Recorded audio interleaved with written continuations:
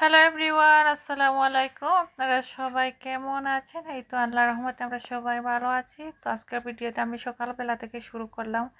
আর এই যে বাচ্চারা এক এক দিন এক এক ধরনের মানে স্কুল থেকে একটা একটা দৌড়িয়ে দেয়। তো আজকে হচ্ছে ফ্রাইডে ছিল, বাচ্চারা স্কুলে ফুটবলের জার্সি নিয়ে যাবে, যে দেশকে সাপোর্ট করে ওই দেশের। তো ওরা তো বলেই দিয়েছে, আর বাচ্চারা তো মনে করেন শুনলেই পাগল হয়ে যায়, নেওয়ার জন্য দিতেই হবে। এই তো ব্যাগটাগ রেডি করে নিলাম। তো আমি ওদের সাথে বেরিয়ে পড়লাম ওদেরকে স্কুলের দিকে ছেড়ে। আর কিছু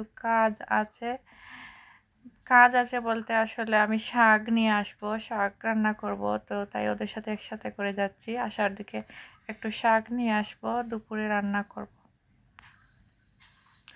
আর এখানে হচ্ছে এই যে একটা আম গাছ, খুবই সুন্দর আম ধরে আছে।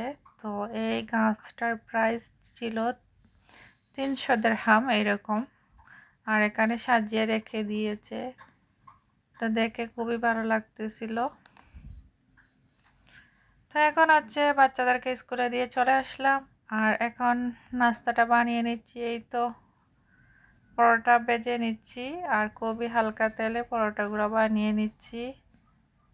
আর বাহিরে থেকে এসে প্রচুর গরম লাগতেছিল, তো এখানে একটু চায়ের পানিও বসিয়ে দিয়েছি। তো নাস্তা করার পর এদিকে হচ্ছে শুটকি শিরা বসিয়ে দিলাম।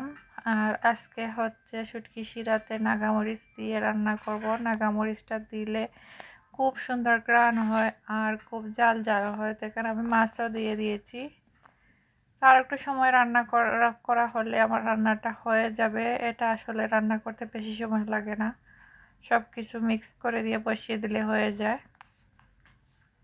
তো এখন হচ্ছে মানে শাকের সিজন, নালি পাতা আমরা বলি, নালি পাতা, নালি শাকের সিজন। আমরা সব সময় শুটকি শিরা, শাক ভাজি এগুলাই মানে প্রায় একদিন দুদিন পর পর খাওয়া হয়ে থাকে। আর এই তো পেঁয়াজ মরিচ টমেটো কেটে রেখেছি। আর এখানে মাছের ডিমটাকে ভালো করে মশলা দিয়ে মিক্স করে নিয়েছি। তো এখন আমি মশলা সব কিছু দিয়ে কষিয়ে নিলাম। আর বেশি করে টমেটো দিয়ে দিয়েছি, যেহেতু এগুলো ফ্রোজেন মাছের ডিম ছিল।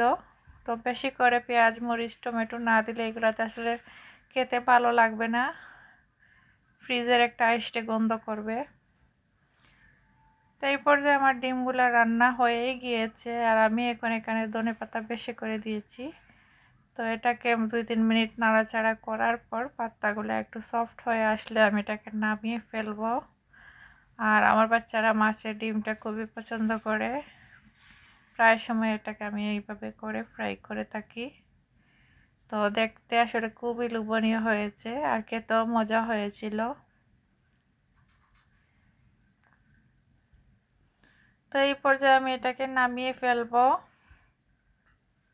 আর এই পাশ দিয়ে তো ভাতে রান্না বসিয়ে দিয়েছি। তো ভাতের মানে মাঠটা ঢেলে নিব। আর এই যে শাক ডিমটাকে আর একটু নাড়াচাড়া করছি, এখনো নামিয়ে ফেলিনি। তো আজকে দুপুরে আর কিছুই রান্না করিনি, এইগুলা দিয়েই চালিয়ে নিব। গরমের মধ্যে রান্না বান্না করতে ভালো লাগে না, রাতের দিকে হয়তো কিছু একটা রান্না করব। তো আজকের ভিডিওটা এই পর্যন্ত।